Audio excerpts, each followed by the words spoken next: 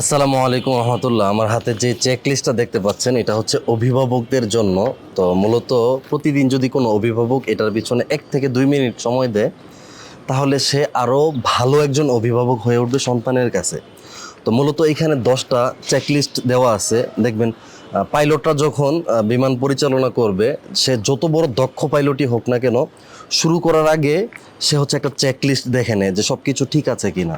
এবং বড় বড় হসপিটালে ডাক্তাররাও যখন একটা অপারেশন পরিচালনা করবে তখন চেকলিস্টটা দেখে নেয়। এতে রোগীর মৃত্যুর হার কমে এবং সমস্যা হওয়ার, ক্ষতি হওয়ার সম্ভাবনা কমে যায়। এই অভিভাবকদের জন্য যে চেকলিস্টটা আছে এটার মধ্যে দেওয়া আছে হচ্ছে, আজ আমি সন্তানের দিকে তাকিয়ে সালাম দেব এবং হাসি মুখে আন্তরিকভাবে কথা বলবো যেন সে ভালোবাসা ও নিরাপত্তা অনুভব করে।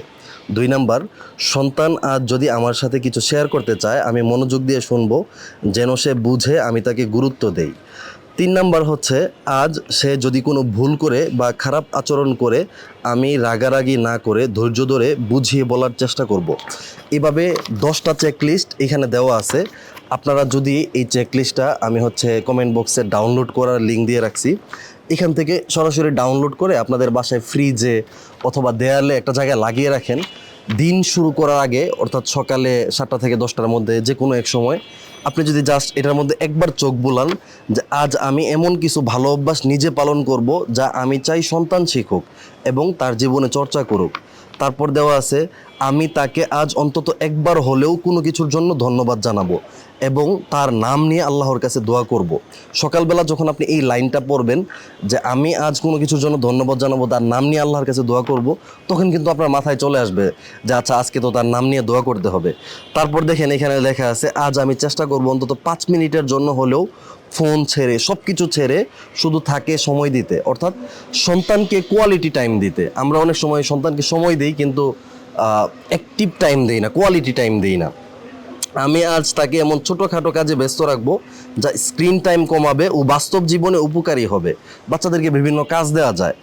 তো আমি যেটা বলতে চাচ্ছি, আপনারা এই যে চেকলিস্টটা আছে এই চেকলিস্টটা অবশ্যই ডাউনলোড করে নিতে পারেন। এবং যদি আপনি পেশায় শিক্ষক হন, আপনি যদি অভিভাবক হন, যে আপনার সন্তানের জন্য দরকার এমন কিছু চেকলিস্ট নিজে তৈরি করেও যদি দেয়ালে লাগিয়ে রাখতে পারেন এবং প্রতিদিন সেটার মধ্যে একবার করে নজর বুলিয়ে নেন, তাহলে কিন্তু আপনি অভিভাবকত্বের যেই পর্যায়ে আছেন তার চেয়ে একজন ভালো অভিভাবক হয়ে যাবেন। আর 3টা আছে, আমি আপনাদেরকে পড়ে শোনাই। আজ আমি নিজেকে সন্তানের সামনে এমনভাবে উপস্থাপন করব যেন সে আমার মাঝেই একজন আদর্শ মানুষকে খুঁজে পায়। অর্থাৎ আপনি নিজে সন্তানের সামনে এমন আচরণ করবেন সে আপনাকে দেখে যেন বোঝে যে আপনি একজন আদর্শ মানুষ। আমি আজ সন্তানকে ছোট একটি ভালো কাজের দায়িত্ব দেব, যেমন পানি আনা, দোয়া পড়া বা কাউকে সাহায্য করা। আজ আমি সারাদিনে আমার সন্তানের অন্তত একটি ভালো কাজ বা ভালো দিক খুঁজে বের করে তার প্রশংসা করব যেন সে অনুপ্রাণিত হয়। তো এটা মূলত আমাদের যে আদব আখলাক কোর্সের সিজন 1-এর অভিভাবকরা ছিল, তো সেই অভিভাবকদের জন্য আমি তৈরি করেছিলাম। আমি ভাবলাম এটা আপনাদের সাথে শেয়ার করে দেই, যেহেতু আমাদের আদব আখলাক কোর্সের গ্রুপে এটা একদম পাবলিক পোস্ট করা আছে, যে কেউ চাইলে ডাউনলোড করতে পারে। তো আমাকে যারা এই পেজে দেখেন, তো কেননা এটা আপনারাও ডাউনলোড করে ব্যবহার করেন, অথবা এরকম একটা জিনিস নিজে তৈরি করে তারপর এটা প্রতিদিন একবার চোখ বলুন। দেখেন, যদিও দিনে 1 থেকে 2 মিনিট সময় লাগতেছে এই জিনিসটা দেখতে বা পড়তে, কিন্তু বাস্তব জীবনে এটার ফলাফল অনেক বেশি, এটার ইমপ্যাক্ট অনেক বেশি। তাই আমি আশা করব সকল অভিভাবকরা এই চেকলিস্টটিকে ডাউনলোড করে নেবেন, অথবা নিজের মতো করে হাতে লিখে একটা কাগজের মধ্যে অথবা কম্পিউটার থেকে টাইপ করে প্রিন্ট করে এটাকে একটা ফ্রিজে বা দেয়ালে, ঘরের যে কোনো এক জায়গায় যেখানে আপনি দেখতে পাবেন সেখানে লাগিয়ে প্রতিদিন সকালে এটা একবার দেখে নেবেন ইনশাআল্লাহ। ভালো থাকবেন সবাই, আপনাদের জন্য অনেক অনেক দোয়া ও শুভকামনা রইল। আর আমাদের আদব আখলাক কোর্সের সিজন 2-তে ভর্তি চলছে।